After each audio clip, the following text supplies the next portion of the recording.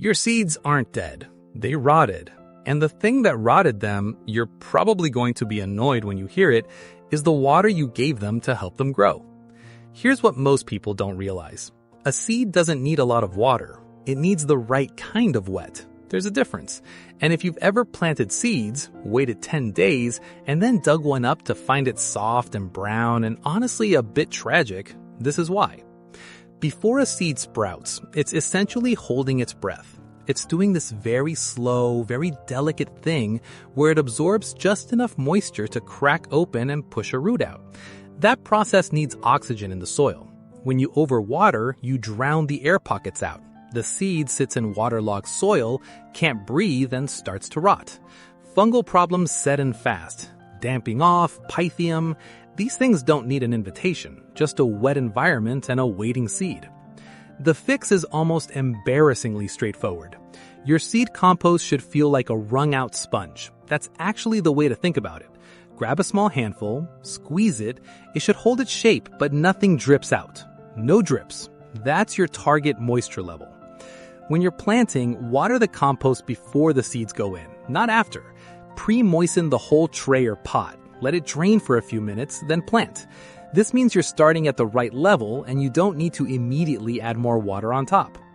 Once the seeds are in, resist. This is where most people undo the whole thing.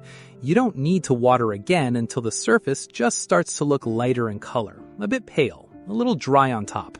That's the signal, not bone dry all the way down, just a surface telling you it's ready. If you want to be methodical about it, and this actually works really well for small seeds, try bottom watering. Set your seed tray in a shallow dish, pour water into the dish, not the tray. The soil pulls up what it needs. After 20 minutes, remove the tray. The compost stays evenly moist without ever getting saturated on top where the seeds are. Cover the tray loosely. Plastic wrap, a propagator lid, even a bag. The goal is to trap humidity so you're barely watering at all while you wait. And then, honestly, this part still gets me, you just wait. Most seeds will show their first signs somewhere between 5 and 10 days. What you're looking for isn't the full seedling yet. It's a tiny pale loop pushing up through the surface. Sometimes it looks like a thread. Fragile, slightly translucent.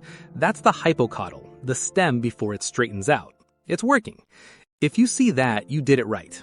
If you've been consistently checking and the soil has stayed that wrung-out sponge level, that tiny loop is your proof. Keep the cover on a little longer. Let it find its footing.